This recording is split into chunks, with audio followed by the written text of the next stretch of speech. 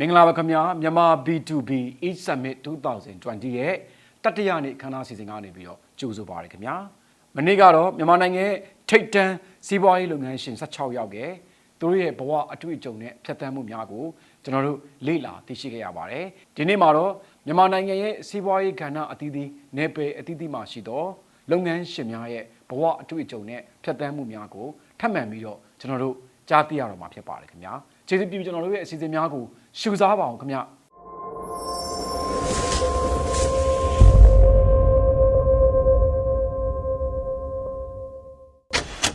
ဟုတ်ကဲ့ပါတင်ကြားမှုတင်ယူမှုဆိုတာဘယ်တော့မှမဆုံးပါဘူးခင်ဗျာဘဝမှာလက်ရှိအချိန်ရှိသရွေ့နေ့ရှိသရွေ့ကျွန်တော်တို့ထပ်မံပြီးတော့တင်ကြားပေးရမှာဖြစ်ပါတယ်ခင်ဗျာအခုတော့တင်ကြားလေ့လာရမယ့်အစီအစဉ်တွေကိုကျွန်တော်တို့ထပ်မံပြီးတော့စီစဉ်တင်ဆက်ပေးနေတာတတိယနေ့ရောက်ရှိလာပါပြီအစီအစဉ်ရစောက်လို့ရေးလောကမှာဆယ်စုနှစ်ချီရက်တည်လာခဲ့ပြီးတော့အောင်မြင်မှုတွေလည်းအများကြီးရရှိခဲ့သူတူဖြစ်ပါတယ်ဘဝအတက်ကြအကျမ်းပြီးတော့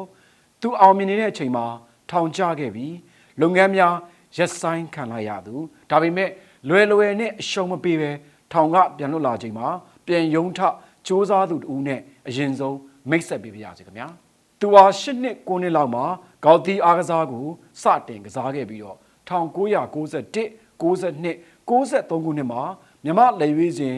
အားကစားသမားအဖြစ်နိုင်ငံတကာပြိုင်ပွဲများမှာနိုင်ငံကိုစားပြုဝင်ရောက်ရှင်ပြိုင်ခဲ့ပါတယ်သူကတော့စောက်လို့ရေးလောကမှာမသိသူမရှိတဲ့ဦးဝိတ်ပဲဖြစ်ပါတယ်ခင်ဗျာ1994ခုနှစ်မှာမောင်ဝင်းနဲ့မိသားစုကုမ္ပဏီကိုတည်ထောင်ခဲ့ပြီးဘဲမျိုးစုံကိုနိုင်ငံသားတို့တင်ပို့ရောင်းချခြင်းစောက်လို့ရေးပစ္စည်းများပြည်ပမှတင်သွင်းရောင်းချခြင်းလုပ်ငန်းများကိုလုပ်ကိုင်ခဲ့ပါတယ်1996ခုနှစ်ကစတင်ပြီးစောက်လုပ်ရေးလုပ်ငန်းများကိုပါချဲ့ထွင်လုပ်ကိုင်ခဲ့ပါတယ်ခင်ဗျာ2008ခုနှစ်မေလမှာဖြစ်ပွားခဲ့တဲ့နာဂစ်မုန်တိုင်းတန်ကြောင့်ပျက်စီးသွားတဲ့ AR တိုင်းကြိုက်လက်မြို့ပြန်လည်ထူထောင်ရေးလုပ်ငန်းများဆောင်ရွက်စဉ်ကာလမှာထောင်ဒဏ်18နှစ်ချမှတ်ခံခဲ့ရတဲ့အပြင်မောင်ဝင်းနဲ့မိသားစုကုမ္ပဏီကိုပါဖျက်သိမ်းခံခဲ့ရပါတယ်ခင်ဗျာ2014ခုနှစ်မှာအကျဉ်းတောင်မှပြန်လည်လွတ်မြောက်ပြီးတဲ့နောက်မှာရန်ကုန်မြို့မှာစေပိုင်ဖွံ့ဖြိုးတိုးတက်ရေးကုမ္ပဏီစေပိုင် Development Limited အမည်နဲ့မန္တလေးမြို့မှာ Mandalay Business Capital City Development Limited အမည်တို့ဖြင့်စောက်လုပ်ရေးလုပ်ငန်းများမြို့ပြဖွံ့ဖြိုးရေးလုပ်ငန်းများလုပ်ကိုင်လျက်ရှိပြီးမြန်မာနိုင်ငံရဲ့ခေတ်မီမြို့ပြများပေါ်ထွန်းလာရေးကဏ္ဍ၌တအားပါဝင်ဆောင်ရွက်နိုင်ရေးကြိုးပမ်းလျက်ရှိပါတယ်သူကတော့ Never Give Up ဆိုတဲ့ခေါင်းစဉ်နဲ့ဟောပြောပို့ချပေးမှာဖြစ်ပါတယ်ခင်ဗျရှုစားပါအောင်ခင်ဗျ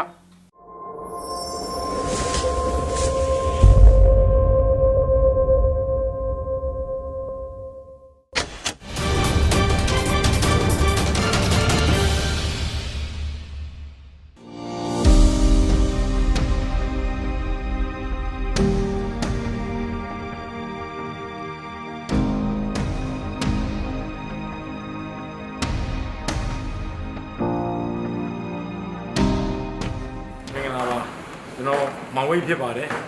B2B East Summit 2020ကနေကြိုးဆိုပါတယ်စီပိုင်ကုမ္ပဏီကတော့ဆောက်လုပ်ရေးလုပ်ငန်းတွေနဲ့မြို့ပြတည်ဆောက်ရေးတွေကိုအဓိကဆောင်ရွက်တဲ့ကုမ္ပဏီဖြစ်ပါတယ်အခုမြို့ပြတည်ဆောက်ရေးတွေနဲ့ဆောက်လုပ်ရေးတွေပဲစဉ်ဆက်မပြတ်လုပ်ဖြစ်နေပါတယ်စီပိုင်ကုမ္ပဏီဒီနေ့အထီးရောက်အောင်ဘယ်လိုတည်ဆောက်ခဲ့တယ်လဲလို့ပြောရင်တော့ဝိတုကြီးတစ်ပုဒ်ဖြစ်သွားမှာပေါ့နော်အတူချုပ်ပြောရရင်တော့ဒီအခုက10တန်းဖြည့်ပြီးတဲ့နောက်ပိုင်းအိမ်ကနေပြီးတော့ပတ်စံမတောင်းရတော့ဘူးပေါ့လေအလုပ်လေးတွေနည်းနည်းစလုပ်ဖြစ်တာပေါ့အဲ့ချိန်ကတော့စီးပွားရေးမလုပ်ဖြစ်သေးဘူးကောက်တီးရိုက်ဖြစ်တာပေါ့ကောက်တီးရိုက်တယ်ရိုက်တဲ့ချိန်မှာမြန်မာလူကြီးစဉ်ကစားခဲ့တယ်အဲ့ချိန်မှာလဲကောက်တန်တွေရောင်းတယ်ကောက်တီးတွေရောင်းတယ်ပေါ့နောက်တော့အခုအဖေနေမကောင်းဖြစ်မိသားစုတာဝန်အဲ့မှာလွယ်ပြောင်းယူပေါ့အဲ့တော့တက္ကသိုလ်မှာပဲရှိသေးတယ်အဲ့အနေမှာ trading တွေလုပ်တာပေါ့စောက်လို့ပစ္စည်းသွင်းတယ်ပဲတွေ export လုပ်တယ်နောက်စောက်လို့လုပ်ငန်းတွေမှာတွဲပြီးတော့လုပ်လာတာပေါ့လေလုပ်လာရင်လည်းအတန်တင်းအောင်မြင်လာတာပေါ့အဲ့မှာတော့2008ရောက်တဲ့အခါမှာနာဂစ်ဖြစ်တော့ကြိုက်လက်တာဝန်ကြရင်လည်းကြိုက်လက်ဒီနာဂစ်အစည်းအဝေးကနေရနေပဲဖန်ခံခဲ့ရတာပေါ့เนาะထောင်ကျသွားတော့ညတော့ ထောင်နဲ့9နှစ်ခွဲလောက်ကြာတော့2014မှာပြန်ထွက်လာအခုဆိုတော့ထောင်ကပြန်ထွက်လာ6နှစ်လောက်ရှိပြီပေါ့လေအစားအနေပြန်စပြီးတော့ရုန်းကန်ခဲ့ရတာပေါ့အတူချုပ်လေးပေါ့ဒီနေရာမှာတော့ဘဝကိုပြန်ချုပ်ချင်ပေါ့နော်အခုဘဝမှာစင်ခုံမှုအကြီးဆုံးဘာတွေရှိခဲ့တယ်လဲပေါ့ဒီလုပ်ငန်းတစ်ခုထူထောင်တယ်ဘယ်လိုကြိုးစားတယ်ဒါတွေကတော့တာမန်လောက်ပါပဲအဓိကတော့ထောင်ကျသွားတဲ့ဖြစ်ရပေါ့ဒီတစ်ခုကတော့တော်တော်ကြီးမားတဲ့ impact ကြီးတစ်ခုပေါ့နော်ထောင်ကျသွားတဲ့အချိန်မှာအခုအသက်35နှစ်လောက်တဲ့ခိုင်နဲ့ရှိတယ်လက်ထဲတဲ့တင်းနဲ့ဝေကျွေးရှိတယ်အဲ့ချိန်မှာအတန်တင်းနဲ့အောင်မြင်နေပြီပေါ့နော်အဲ့တော့ရုံးကနေဆိုပြီးတော့ထောင်ကျသွားတဲ့အခါမှာဘလို့မှမျောလင့်မထားတဲ့အခက်အခဲတွေပေါ့နောက်ဘလို့မှမမျောလင့်ခဲ့တဲ့လူဂုံသိက္ခာပျောက်ဆုံးမှုတွေပေါ့ဒါတွေကို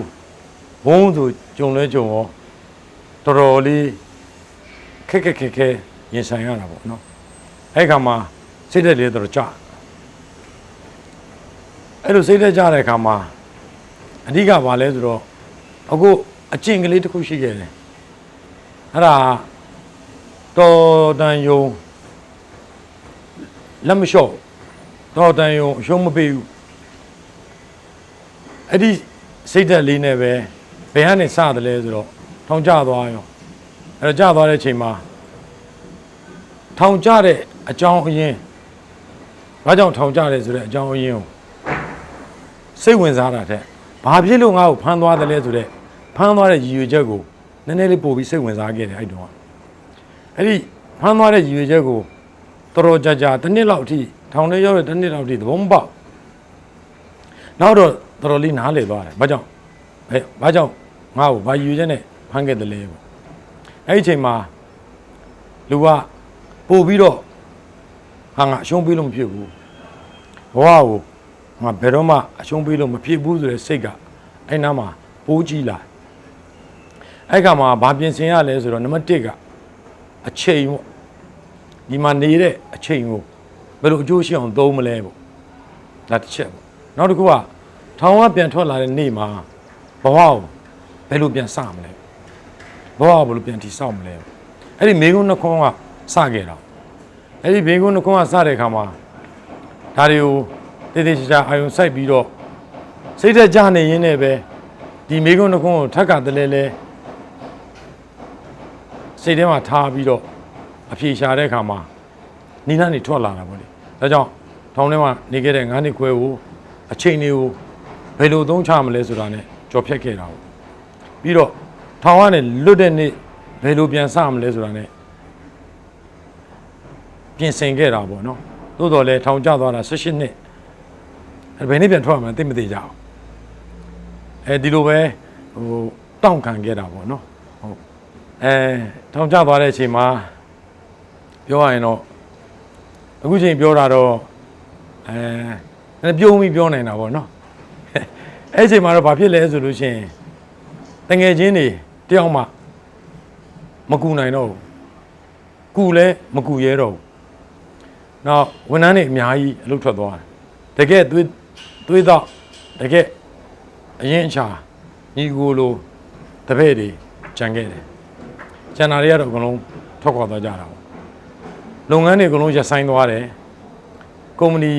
ပိတ်သိမ်းတာခံခဲ့ရတယ်နောက်စီမံကိန်းတွေကို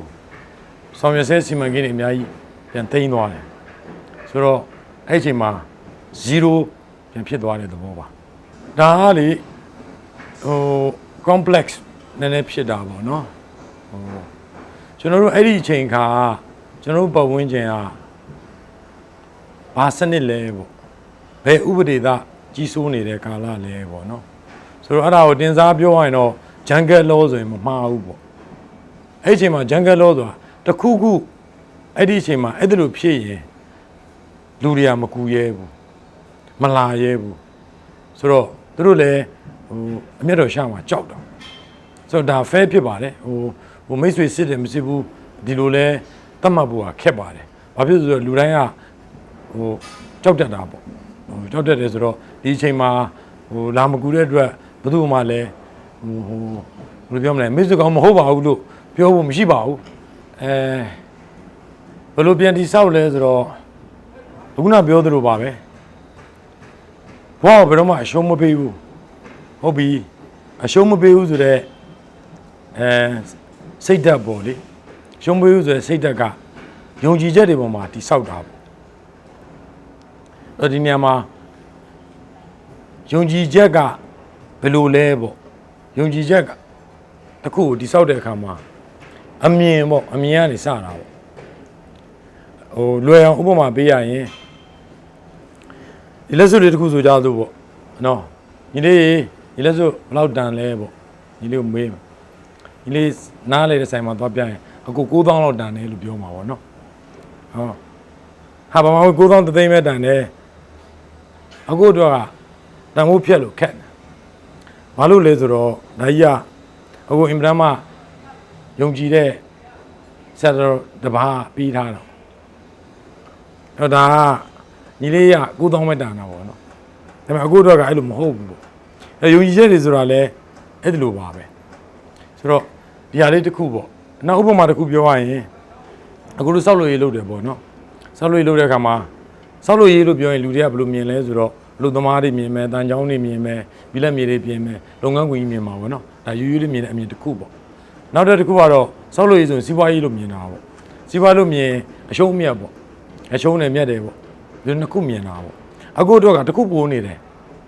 အဲ့ဒါဘာလဲဆိုတော့စောက်လို့ရေးသည်ကိုစောက်ခဲ့တဲ့အစာအုပ်တွေကနှစ်ပေါင်းများစွာခေတ်ပေါင်းများစွာမှာကြံခင်းမဲ့ဟာတွေပေါ့အဲ့တော့နှစ်ပေါင်းများစွာခေတ်ပေါင်းများစွာလို့ပြောရင်သူကသမိုင်းတစ်ခုဖြစ်လာအဲ့တော့သမိုင်းမှာဘာတွေခြံခဲ့မလဲပေါ့ဆိုတော့ဟာလေးတစ်ခုကအကိုရဲ့အမြင်ထဲမှာပါနေတယ်အဲ့တော့စီးပွားရေးလုပ်တာဖြစ်တဲ့အတွက်အရှုံးနဲ့ရှုံးပြီးတော့ခမရတာဆောက်လာဒီလိုတော့လည်းမဟုတ်ဘူးပေါ့အဲ့မြတ်တိုင်းလည်းဟိုသမိုင်းမလှတဲ့ဟာတွေဆိုရင်မလုပ်ဘူးပေါ့နော်ဥပမာဒီမြင်တဲ့ perspective ပေါ့အဲ့ဒီလိုအမြင်လေးတွေကိုတိဆောက်ဖို့လိုတာပေါ့လေဒါအမြင်ကိုဆိုလိုတာပါပို့ပြီးတော့နောက်တဲ့ဥပမာတစ်ခုပေးရရင်ဥပမာဘို့တို့အခုသဘောကျတာဆိုရင်မြန်မာလက်ဝဲတစ်ခုရှိတယ်မြန်မာလက်ဝဲကိုတော့သဘောကျအဲ့ဒါဘာသဘောကျလဲဆိုတော့မြန်မာလက်ဝဲမှာလက်သီးထိုးတဲ့ယုံနဲ့မပြီးဘူးဘလောက်ထိုးတတ်တယ်လဲဆိုတာနဲ့မပြီးဘူးကိုကခံရတဲ့အချိန်မှာမူးနေတဲ့အချိန်မှာပြန်ထိုးနိုင်မှုကဒီ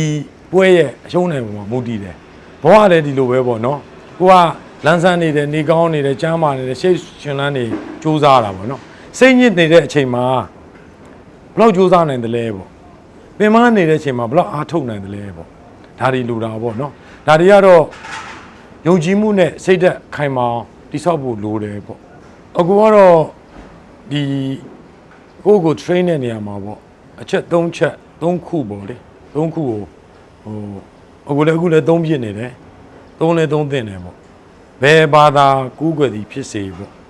ဘာသာတရားကိုနည်းနည်းဆိုင်လေးယုံနည်းနည်းဆိုင်ဆိုယုံကြည်နဲ့ချင်းကပ်တင်တယ်ဘာသာတရားတွေကမြည်သည့်ဘာသာပဲဖြစ်ဖြစ်နှစ်ပေါင်းထောင်နဲ့ချီပြီးရှိခဲ့တာပေါ့အဲ့တော့နှစ်ပေါင်းထောင်နဲ့ချီပြီးရှိခဲ့တဲ့အရာတွေမှာအခုတို့မမြင်နိုင်တဲ့အရာတွေရှိနေဘာဖြစ်လို့လဲဆိုတော့နှစ်ပေါင်းထောင်နဲ့ချီပြီးတော့ရှိဖို့ဆိုတာသူ့စီမှာတစ်ခုမရှိဘဲနဲ့နှစ်ပေါင်းထောင်ချီပြီးတော့သူကမတည်တတ်ဘူးပေါ့အခုကဗုဒ္ဓဘာသာဖြစ်တယ်ဗုဒ္ဓဘာသာကိုလေးနက်နက်ယုံကြည်စည်းကပ်တယ်ဒါကြောင့်ဘာသာတရားကိုစည်းကပ်ပါဒါလေးတစ်ခုပြောချင်ပါတယ်နောက်တစ်ခုကတော့ exercise ပေါ့ဒီလူကျမ်းမာဖို့ပေါ့လူကျမ်းမာတဲ့အခါမှာစိတ်တွေလည်းကျမ်းမာတာပေါ့ဒါကြောင့်ဒီချိန်ကဖြစ်ဖြစ်နေ့စဉ်လှုပ်ရှားမှုပဲဖြစ်ဖြစ်နေ့တိုင်းလှုပ်တဲ့နေပေါ့အခုထောင်ထဲမှာလည်းအချိန်ရရင်ရတယ်လို့ဒီချိန်ကလှုပ်နေတာပါပဲဒါဒုတိယအချက်ပေါ့တတိယအချက်ကတော့အချိန်ရတဲ့အခါမှာတန်ဖိုးရှိမဲ့စာဖတ်တာပေါ့စာဖတ်တာတော်တော်လေးအကျိုးရှိတဲ့ကိစ္စဖြစ်တယ်ဒါကြောင့်ဒီ3ခုပေါ့ဘာသာတရားချင်းကပ်မယ်လေ့ကျင့်ခန်းလုပ်မယ်စာဖတ်မယ်ဆိုတဲ့ဟာပေါ့လေမာပြီးအင်ချမ်ပီယံစ်ကတော့အခုကိုဗစ်နဲ့ချိတ်ဆက်ပြောရရင်တော့ပေါ့နော်လက်ရှိအခြေအနေပေါ့ကိုဗစ်ကြောင့်အယောင်းဝယ်တွေတော်တော်လေးနှိကွေးသွားတယ်ပေါ့ဟုတ်နှိကွေးသွားပြီးတော့လုပ်တွေတော်တော်လေး ရဆိုင်သွားတယ်ပေါ့ရောင်းဝယ်တွေအေးဆက်သွားတယ်ပေါ့ဆိုတော့အခုချိန်ဒီမှာတော့ရောင်းဝယ်တွေတော့အေးသွားတယ်ဈေးတွေလည်းတော်တော်လေးကျသွားတယ်ညမှာတော့ရှိပါတယ်လုပ်ငန်းတွေလက်ပတ်ဖို့တော်တော်လေးအားစိုက်ပြင်ဆင်ရတာပေါ့လေဒီအချိန်မှာအမြတ်ငွေရဖို့ဆိုတာထက်လုပ်ငန်းလက်ပတ်ပြီးတော့ကိုယ့်အလုပ်သမားတွေကိုဝန်ထမ်းတွေအလုပ်ပေးနိုင်ဖို့ပဲဥတည်ပြီးတော့ဆောင်ရွက်နေတာပေါ့တချို့ဟာတွေနည်းနည်းရှုံးလဲရောင်းပေါ့မမြတ်ဘူးဆိုတော့ရောင်းပေါ့ဆိုတော့ဒီလိုနီးနဲ့အခုကြော်ဖြတ်နေရတဲ့ကာလပေါ့လေအဓိကတော့ကိုဗစ်ပေါ့ကိုဗစ်ကိုပြောရမယ်ဆိုရင်တော့အခု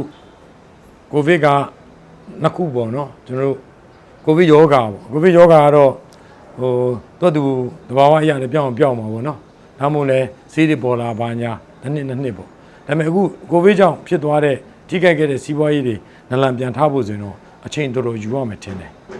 ပြီးတော့ဒါတွေပြန်လည်ပတ်နိုင်အောင်နိုင်ငံတော်အနေနဲ့လည်းအများကြီးအကူအညီတွေပေးအောင်မယ်ထင်တယ်ဥပမာပေါ့ဗန်တိုးတွေဆက်လျှော့ဖို့လိုတယ်ပေါ့နောက်ပြီးတော့နည်းနည်းဝန်ထုတ်ဝန်ပိုးဖြစ်စေတဲ့အခွန်တွေနည်းနည်းထပ်လျှော့ပေးဖို့လိုမယ်ပေါ့ပြီးတော့ government spending နဲ့စီမံကိန်းတွေဆက်အကောင့်တွေပေါ်ပြီးတော့လုပ်ကိုင်တွေဖန်တီးပေးနိုင်ဖို့လိုတယ်ပေါ့ဆိုတော့ပြီးတော့ဘဏ်တွေရဲ့ချင်းငွေတွေပေါ့ချင်းငွေစနစ်တွေကိုပို့ပြီးတော့easy ဖြစ်အောင်လုပ်ပေးဖို့လိုမယ်ပေါ့ဒီလိုဟာတွေအများကြီးလုပ်ပေးတော့မှပဲလုပ်ငန်းတွေကနည်းနည်းလေးပြန်စနိုင်ကြမှာပေါ့အချိန်တော့ယူရမယ်ထင်ပါတယ်အဲ့ဒါကတော့တော်တော်လေးကျေပြန့်ပါတယ်ပြောရရင်လေကျေပြန့်တော့အနည်းချုပ်အားဖြင့်ပြောရရင်တော့ဆောက်လုပ်ရေး industry ပဲဖြစ်ဖြစ်ပေါ့လေဘယ် industry ပဲဖြစ်ဖြစ်ပေါ့မြေပြင်မှာအလုပ်လုပ်ရတဲ့အချက်တွေကိုအခြေခံပြီးတော့ policy တွေချမှတ်တင်တယ်လို့ပဲပြောရမှာပါဘဝကိုဘယ်တော့မှအရှုံးမပေးဘူးဆိုတဲ့စိတ်ဓာတ်ကဘယ်ပေါ်မှာတိဆောက်ထားသလဲဆိုရင်ယုံကြည်ချက်ပေါ်မှာတိဆောက်ထားတာပေါ့လေယုံကြည်ချက်ပေါ်မှာတိဆောက်ထားတာအဲ့တော့ယုံကြည်ချက်ကဘာလဲပေါ့အဲ့တော့လူတစ်ယောက်နဲ့တစ်ယောက်နဲ့ကတော့ယုံကြည်ချက်ချင်းတူကြမှာမဟုတ်ဘူးပေါ့နော်သူဥပမာဆိုရင်ကိုအိမ်မှာကိုသမီးတွေကလေးတွေသားတွေကိုမိသားစုတွေကိုမိဘတွေရှိတယ်ပေါ့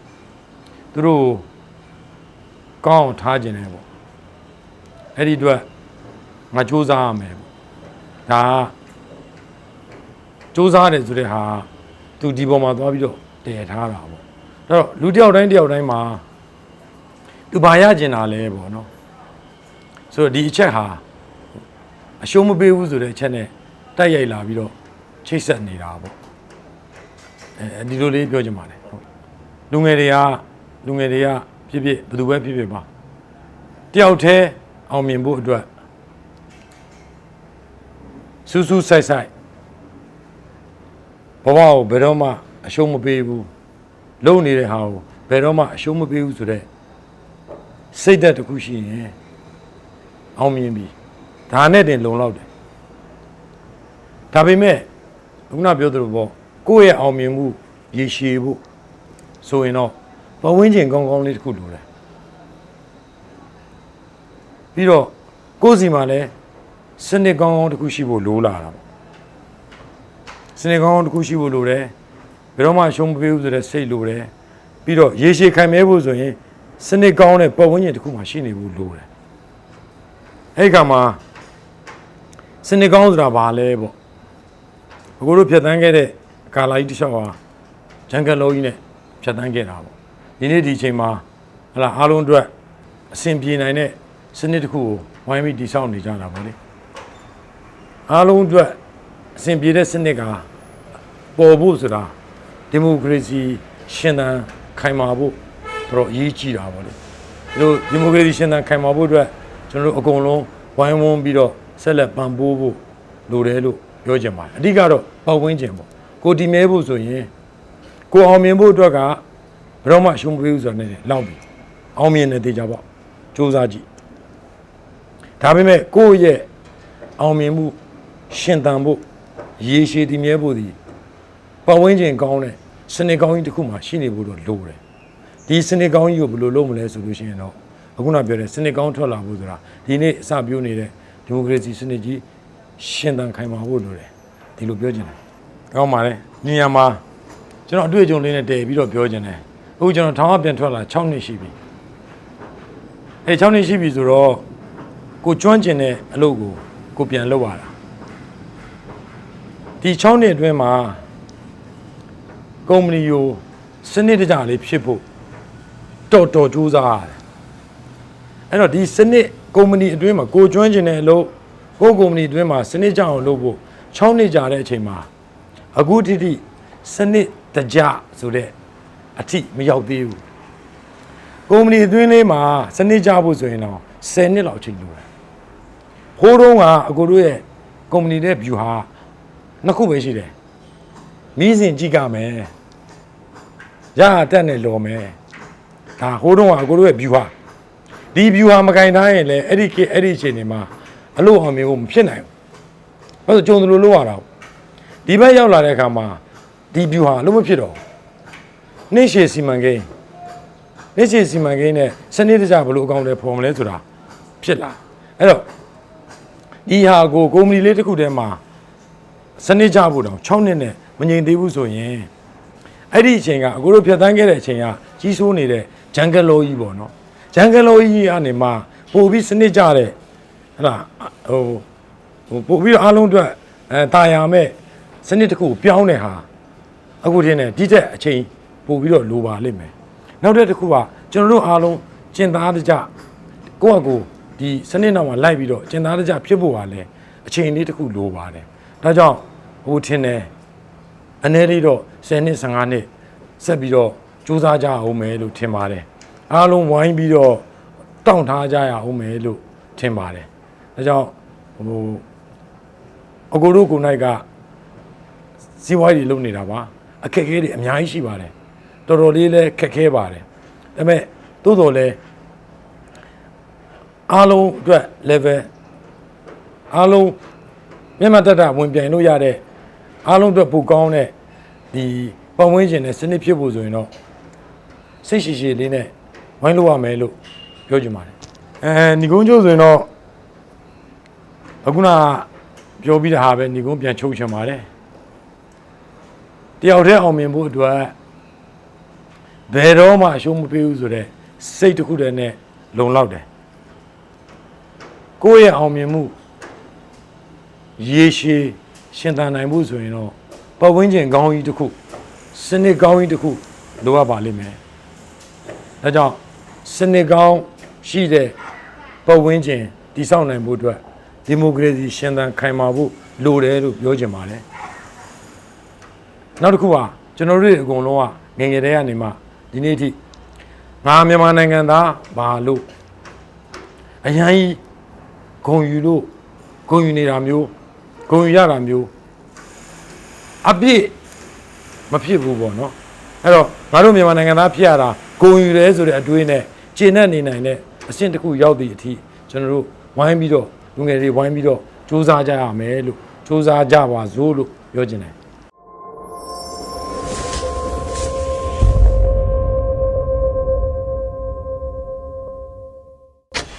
ဟုတ်ကဲ့ပါအခုလိုဘ ഹു တုတအတွေ့အကြုံများကိုမျှဝေပေးသွားပါတော့စေပိုင် Development Limited ဥက္ကဋ္ဌဦးဝိတ်ကိုလေးစားစွာဖြည့်ကျေးဇူးတင်ရှိပါတယ်ခင်ဗျာ